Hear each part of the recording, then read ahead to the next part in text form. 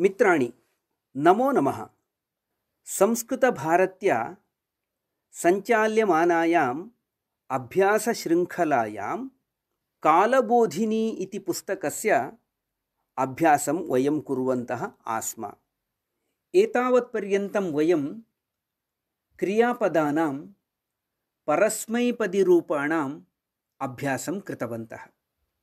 इदानीम् आत्मनेपदिरूपाणां विषये चिन्तनं कुर्मः। आदौ कानिचित् वाक्यानि शृणुमः। बालः वन्दते, सूर्यः प्रकाशते, वैद्यः परीक्षते, तरुणः शेते, पक्षी डयते, चोरः पलायते।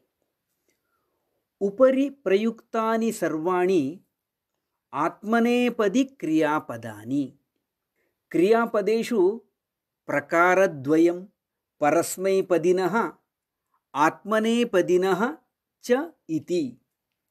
यदि वर्तमानकाले एकवचनरूपे ति इति भवति तर्हि तत् परस्मैपदिरूपम्। यदि ते इति भवति तर्हि तत् आत्मनेपदिरूपम्। पूर्वतनानि क्रियापदानि परिशीलयन्तु। वन्दते, प्रकाशते, परीक्षते, शेते, डयते, पलायते सर्वत्र ते इति अस्ति। अतः एतानि सर्वाणि आत्मनेपदिरूपाणि। परस्मैपदिरूपाणि यथा पठति, लिखति, गच्छति इत्यादीनि। आत्मनेपदिरूपाणि यथा वन्दते, लज्जते, पलायते इत्यादीनि। अग्रिमः अभ्यासः अस्ति। अधो निर्दिष्टानां रूपाणि उदाहरणानुगुणं लिखन्तु। यथा वन्द् इत्यस्ति, तस्य रूपं वन्दते इति लेखनीयम्।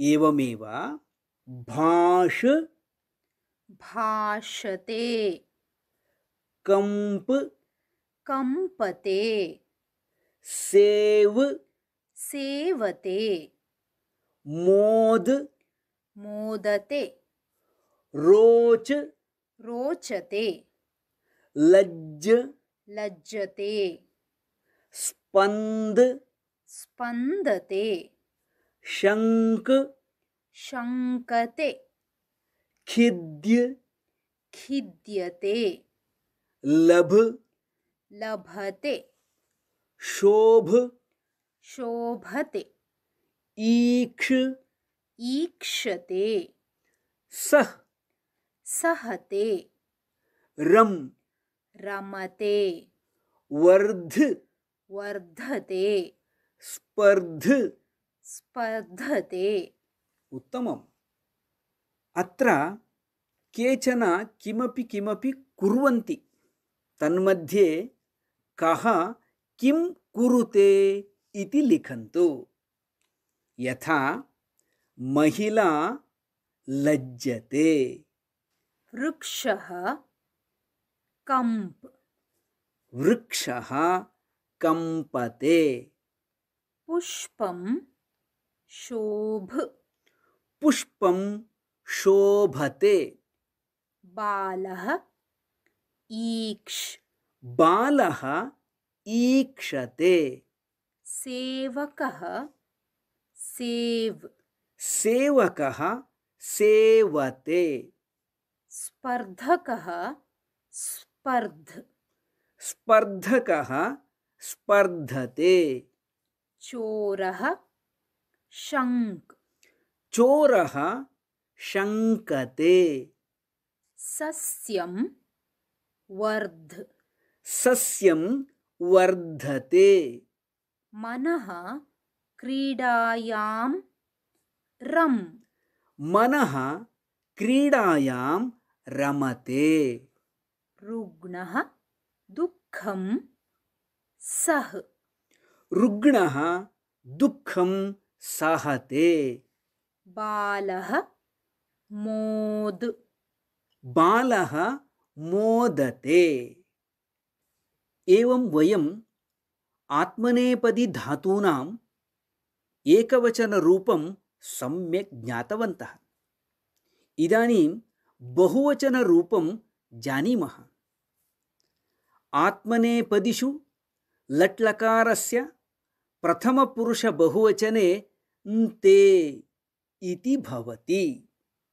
यथा बालः वन्दते बालाः वन्दन्ते वृक्षः कम्पते वृक्षाः कम्पन्ते सेवकः सेवते सेवकाः सेवन्ते एतद्विषये एव इदानीम् अभ्यासः अस्ति। अधो दत्तानां वाक्यानां बहुवचनरूपाणि लिखन्तु।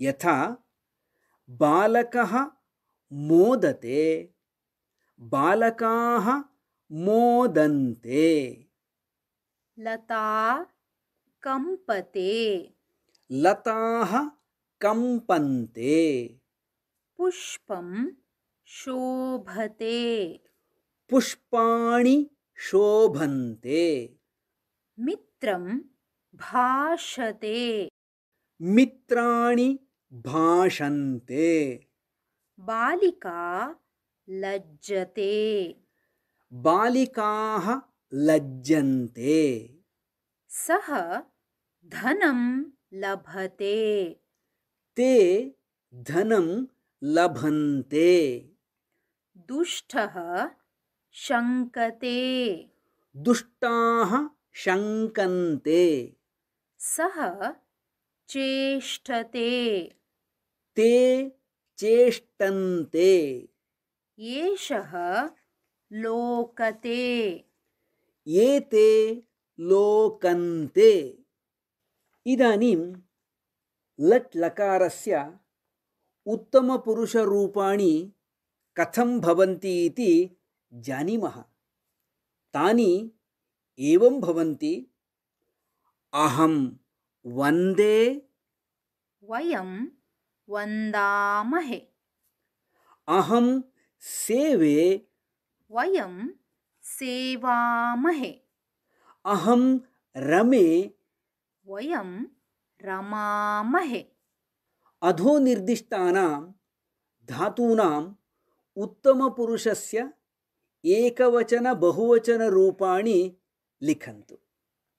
यथा वर्धते अहं वर्धे वयं वर्धामहे ईक्षते अहं ईक्षे वयं ईक्षामहे प्रार्थयते अहं प्रार्थये वयं प्रार्थयामहे स्पर्धते अहं स्पर्धे वयं स्पर्धामहे खिद्यते अहं खिद्ये वयं खिद्यामहे पलायते अहं पलाये वयं पलायामहे स्पन्दते अहं स्पन्दे वयं स्पन्दामहे